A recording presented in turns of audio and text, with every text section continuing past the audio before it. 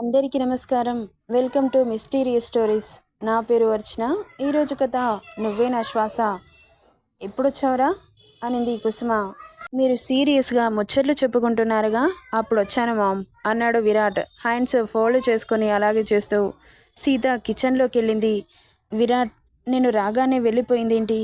నన్ను చూస్తే ఇబ్బందిగా ఫీల్ అవుతుందా అనుకుంటూ రూమ్కి వెళ్ళిపోయాడు విరాట్. ఇదేంటి విరాట్ గారు కాఫీ తెచ్చే వరకు అలా వెళ్ళిపోయారు అనుకుంటూ అలాగే పట్టుకొని నిలబడింది.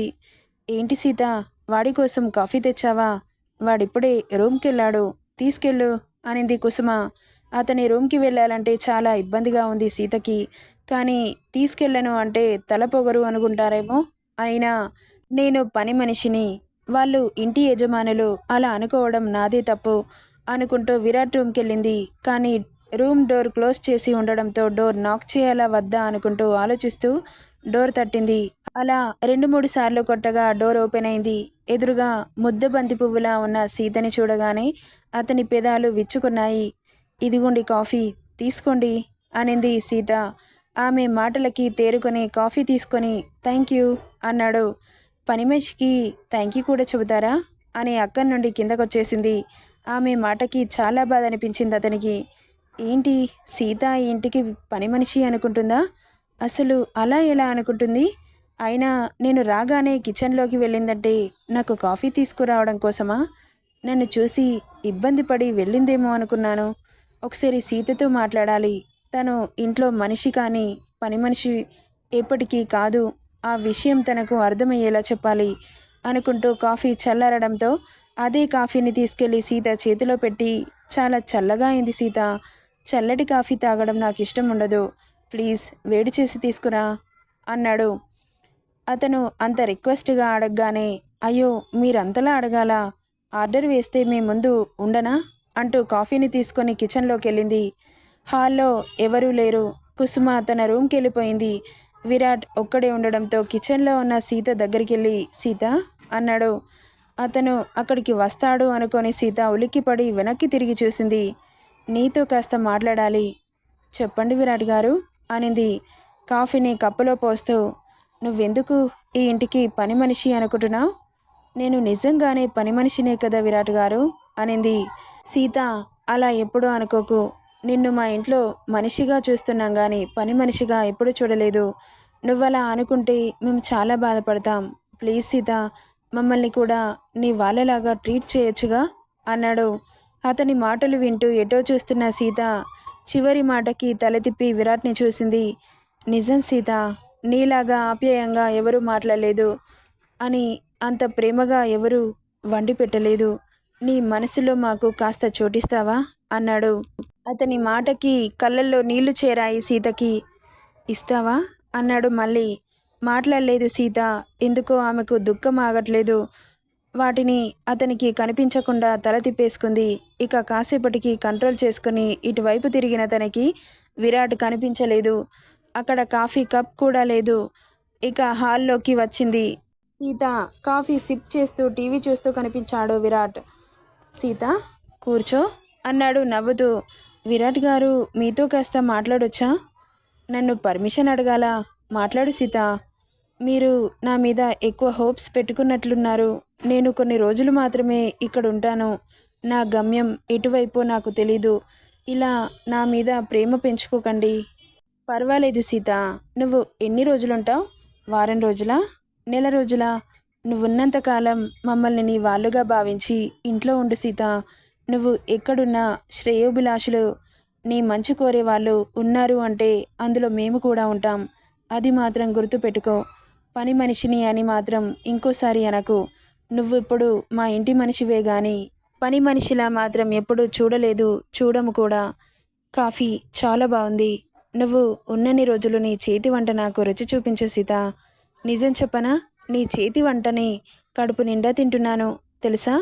అంత బాగుంది, అమృతంలా అని చెప్పి అక్కడి నుండి వెళ్ళిపోయాడు. వెళ్తున్న అతన్ని అలాగే చూస్తూ ఉండిపోయింది సీత. ఏమైంది ధీర్, ఎందుకలా డల్గా ఉంటున్నావు? నాకు కాఫీ పెట్టడం రాదు అని తెలుసు కదా. అయినా కానీ ఇలా మాట్లాడకుండా ఉంటే నేనేమనుకోవాలి? నన్ను కాస్త వదిలేసేరీటా. ఇందుకేనా నన్ను ఇంటికి తీసుకొచ్చింది? నువ్వు ఇలా మాట్లాడకుండా ఉంటే నాకు ఉండబుద్ధి కాదు ధీర్. అర్థం చేసుకో. అసలు నీకు ఏమైంది? ఇప్పటి వరకు బానే ఉన్నావుగా అనింది రీటా. తల తిప్పి ఆమెను చూశాడు. నిజమే, నాకేమైంది? ఎందుకలా డల్ అయిపోయాను? ఏంటో అంత అన్కంఫర్టబుల్గా అనిపిస్తోంది. నిన్నటి వరకు చాలా కంఫర్ట్గా ఉన్న నేను ఈరోజు ఎందుకు అలా అనిపిస్తోంది? రీటా, ఇక్కడ ఉండడం వల్ల అలా అనిపిస్తుందా? చచా, నేనే పిలిపించానుగా, ఎందుకు అలా అనిపిస్తుంది అనుకుంటూ, అదేం లేదు రీటా. సరే కానీ మా అమ్మని అడిగి వంటలు నేర్చుకో. వారం రోజులు మాత్రమే ఉన్నాయి. ఈ వారం రోజుల్లో నువ్వు వాళ్ళకి నచ్చితే మన పెళ్లి జరుగుతుంది అన్నాడు ధీర్. థ్యాంక్ యూ ధీర్, నువ్వు మామూలుగా మాట్లాడుతున్నందుకు అంటూ అతని భుజం మీద తలవాల్చి అతడి చేతిని గట్టిగా పట్టుకుంది. ఎందుకు ఇబ్బందిగా అనిపిస్తుంది? అతనికి చేతిని విడిపించుకొని, రీటా నాకు కాస్త వర్క్ ఉంది, డిస్టర్బ్ చేయకు. మామ్తో కబుర్లు చెప్పుకుంటూ కూర్చో, టైంపాస్ అవుతుంది. నైట్కి డిన్నర్ ఏం చేయాలో అడుగు, ఎలా చేయాలో కూడా నేర్పించమను అన్నాడు. అసలేమైంది నీకు? నేను ముట్టుకుంటే చిరాకు పడుతున్నావు, మాట్లాడితే వినిపించుకోవట్లేదు. ఎవరైనా లవర్స్ ఇలా ఉంటారా? నిజం చెప్పు ధీర్, నువ్వు నన్ను లవ్ చేస్తున్నావా లేదా? ఎందుకలా అనిపించింది ఇది రీటా? ఏమో, నాకు మాత్రం అలా అనిపించట్లేదు. ఎందుకో తెలుసా? ఇష్టమైన వాళ్ళు పక్కనుంటే వాళ్ళతో మాట్లాడాలి, కబుర్లు చెప్పాలి, ఇంకేమైనా అంటే ముద్దు ముచ్చట్లు తీర్చుకోవాలి అనిపిస్తుంది. కానీ నువ్వేమో నన్ను దూరం పెడుతున్నావు. వర్క్ లేకపోయినా వర్క్ ఉందని అబద్ధం చెబుతున్నావు. ఇప్పటి వరకు బిజీగా వర్క్ చేసావు కదా, మళ్ళీ వర్క్ ఎక్కడి నుండి వస్తుంది? నువ్వు మారిపోయావు, అప్పట్లాగా బిహేవ్ చేయట్లేదు. ఎందుకు నువ్వు సీతని లవ్ చేస్తున్నావేమో అనిపిస్తోంది. తన ఇంట్లో నుండి వెళ్ళినప్పటి నుండి చాలా డల్గా మారిపోయావు. ఒకసారి ఆలోచించు ధీర్. నీ గుండె మీద చెయ్యి వేసుకొని కళ్ళు మూసుకో, నీకే తెలుస్తుంది నువ్వు నన్ను ప్రేమిస్తున్నావో సీతను ప్రేమిస్తున్నావో. షటాప్ రీటా, ఇంతకు ముందే చెప్పాను, పదే పదే అలా మాట్లాడి నాకు కోపం తెప్పించకో. నాకు ఇష్టం లేదు కాబట్టే తను ఇంట్లో నుండి వెళ్ళిపోయింది అని ఆగిపోయాడు. హా, ఇంట్లో నుండి వెళ్ళిపోయిందా అనింది రీటా. కానీ అతని మనసుకు తెలుసు, సీత ఇంట్లో నుండి వెళ్ళిపోయినా ఆమె కోసం వెతకడం మానట్లేదు ధీర్. అందరికీ కాల్ చేసి ఎక్కడుందో కనుక్కోమంటున్నాడు. కనుక్కోవట్లేదు అని చెబితే అబద్ధమే అవుతుందిగా.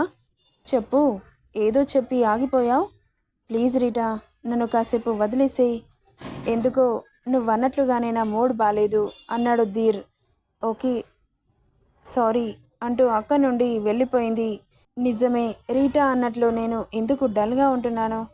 ఎందుకో అప్పుడులాగా యాక్టివ్గా ఉండలేకపోతున్నాను. ఏంటి, నా బ్రెయిన్ కూడా మొద్దుబారిపోయినట్లు అనిపిస్తోంది. సంథింగ్ ఈజ్ దేర్ అనుకుంటూ హెడేక్గా అనిపిస్తుంటే వెళ్ళి సిగరెట్ కాలుస్తూ కౌచ్లో కూర్చున్నాడు ధీర్. సిగరెట్ ఫినిష్ అవడంతో అలాగే వెనక్కి తలవాల్చి కళ్ళు మూసుకున్నాడు. అంతలో అతడి భుజం మీద పడ్డ స్పర్శకి కళ్ళు తెరిచి చూశాడు. ఎదురుగా సీత కాఫీ కప్తో ధీర్ ముందుంది. సీత అన్నాడు మెరుపులాంటి కళ్ళతో. కాఫీ తీసుకోండి అనింది. నువ్వెప్పుడొచ్చావు? అసలు ఎక్కడికి వెళ్ళావు? నీ చేతి కాఫీ తాగక ఎన్ని అవర్స్ అవుతుందో తెలుసా? చాలా హెడేక్ వస్తుంది. నువ్వు ఇచ్చిన కాఫీ తాగితే తప్ప తగ్గదు అనుకుంటూ చేతిలో ఉన్న కాఫీని తీసుకొని నోట్లో పెట్టుకోగానే చేతిలో కాఫీ, ఎదురుగా సీత ఒక్కసారిగా మాయమయ్యారు. హా అని కళ్ళు తెరిచి చూసిన అతనికి ఎవరూ కనిపించలేదు. నేనేంటి ఇలా కలగన్నాను? తను వెళ్ళిపోతే నాకేంటి ఇలా డిస్టర్బ్ అవుతున్నానెందుకు అని ఆలోచనలో పడ్డాడు ధీర్. లేదు లేదు, నేను సీత మాయలో లేను. సీత అంటే నాకు ఇష్టం లేదు. రోజు తన కాఫీ ఇస్తుంది కాబట్టి అలా కలొచ్చినట్లుంది అని తన మనసుకు తనే సర్ది చెప్పుకున్నాడు ధీర్. నెక్స్ట్ పార్ట్లో ఏం జరుగుతుందో చూద్దాం. ఈ స్టోరీ ఎలా ఉందో కామెంట్ చేయండి guys. Thank you for listening.